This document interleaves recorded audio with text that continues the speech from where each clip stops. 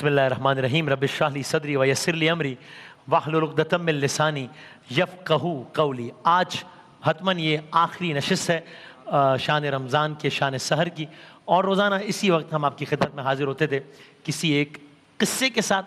آج بس کچھ عرائض ہیں، کوئی باقاعدہ قصہ اس انداز میں نہیں ہے۔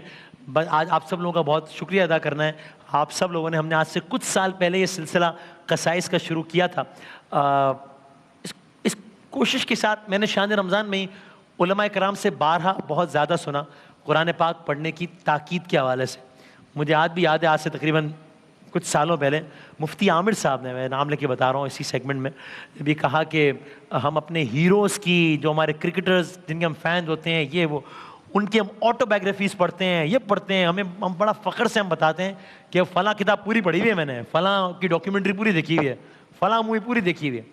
تو انہوں نے ایک سوال کیا، میرے بڑے دل کو لگی وہ بات، کہ یہ افسوس کی بات، میں اپنے لیے کہہ رہا ہوں، یقین جانیے میں مطلب آئی مین اٹ، کہ میں نے اپنے آپ سے سوال کیا کہ انہوں نے جب یہ کہا کہ یہ عجیب بات نہیں ہے کہ ہم یہ تو کہیں کہ فلاں کرکٹر کی، جو کہ بڑے رسپیکٹیبل ہے سب ظاہر ہے، کہ فلاں میرا جو سٹار ہے، جو ہیرو ہے، اس کی میں پوری کتاب پڑھی ہوئی ہے، اس کی میں نے پوری ڈاکیومنٹری دیکھی ہے، پوری فلم دیکھی ہوئی ہے۔ اور جب یہی سوال قرآن پاک پڑھنے سے متعلق ہو کہ پڑھا ہوا ہے، تو جواب ہو کہ نہیں، وہ نہیں پڑھا یار۔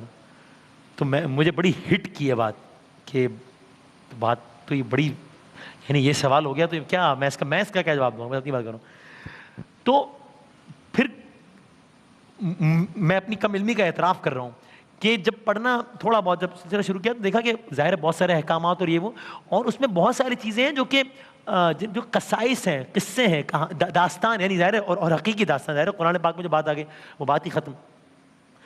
تو یہ تو طے ہے، ہم پہلے دن کے نشریات سے یہ تو بات طے کر کے بیٹھے ہیں کہ میرا وہ منصب تو ہرگز بھی نہیں ہے نا کہ میں کوئی یہ بتاؤں کہ قرآن میں یہ لکھا ہے، یہ احکامات ہیں تو آپ کو یہ کرنا چاہیے۔ میرا منصب ظاہر سی بات ہے نہیں ہے۔ تو ہم نے پھر یہ ایک بات اللہ تعالیٰ نے ذہن میں ڈالی کہ اچھا، جو قصائص، جو قصے ہیں قرآن پاک میں انبیاء علیہ السلام کے، وہ تو ہم ایز اٹ از جو لکھا ہے، کچھ قصائص ایسے ہیں جو بہت تفصیل کے ساتھ قرآن پاک میں، مثلا سورہ حضرت یوسف سے متعلق بہت ہی تفصیل سے وہ پورے کا پورا قصہ ہے۔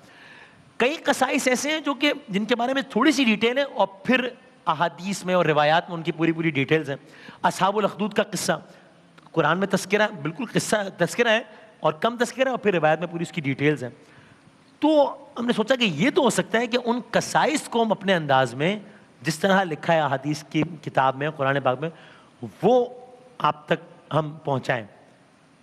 اور خدا کی قسم مجھے لگتا ہے آج بھی، اور میں دعا کرتا ہوں کہ اللہ کرے ایسا ہی ہو روز محشر کے، مجھے جن چیزوں سے امید ہے، اپنے اعمال پہ تو کوئی ایسی امید نہیں ہے کہ شاید وہاں کچھ کام آ جائے، لیکن جن چیزوں پر مجھے امید ہے کہ شاید کچھ معاملہ بہتر ہو جائے، ان میں سے ایک یہ ہے کہ جب ہمیں ایک نہیں، دو نہیں، بہت لوگوں نے کہا کہ ہم نے ان آیات کے بعد یا ان واقعات کے سننے کے بعد ہم نے قرآن پاک پڑھنے کا آغاز کیا، تو مجھے لگتا ہے کہ پتہ نہیں شاید یہ کوئی ایسا کام، اللہ کرے کہ ایسا کچھ سلسلہ ہو۔ اور میں بہت شکر گزار ہوں آپ سب لوگوں کا۔ میں بتا کس کے نام لوں، بہت لوگ جو کہ خود کسی تعارف کے محتاج نہیں ہیں، بہروز سبزواری صاحب ہیں، جنرل ریٹائرڈ اعجاز آوان صاحب ہیں، اعجاز اسلم صاحب ہیں، ایک پوری طویل فہرست ہے، اعجاز الحق صاحب ہیں، سب، اور بہت سارے، اور ظاہر ہے ہمارے آڈینس اور سب کہ جنہوں نے اس میں حوصلہ بڑھایا۔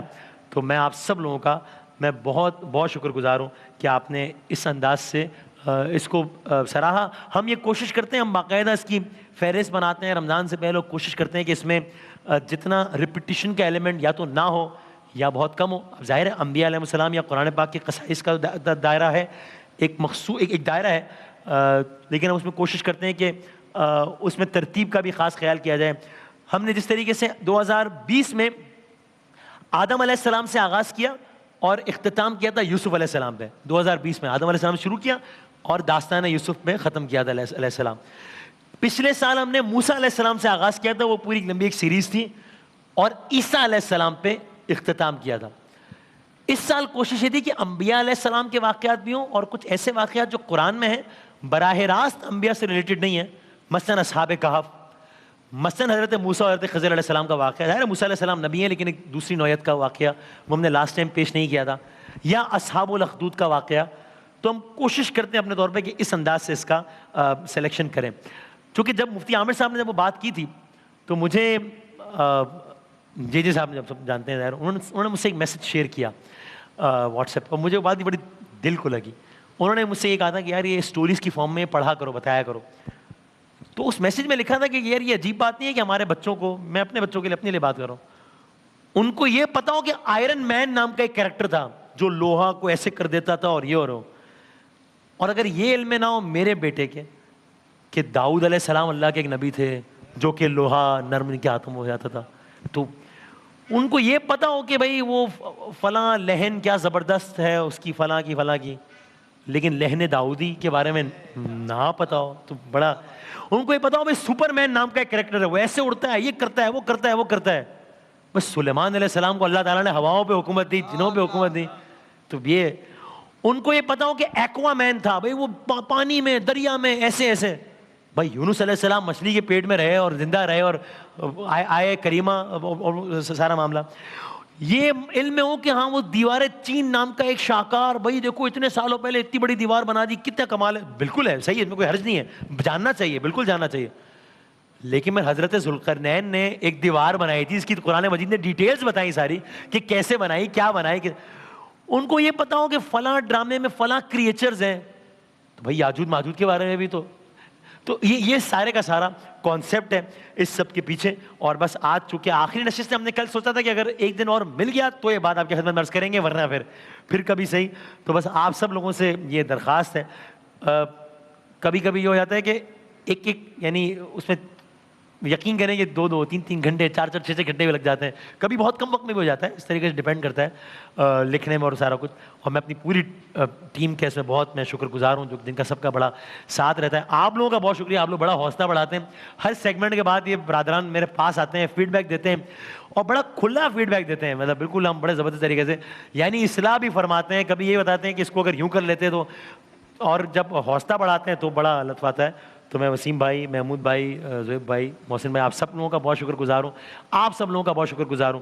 اور یہ دعا کیجیے گا اللہ تعالیٰ سے کہ اللہ تعالیٰ مجھے قرآن پڑھنے کی اور اس کو سمجھنے کی توفیق عطا فرمائے انشاءاللہ.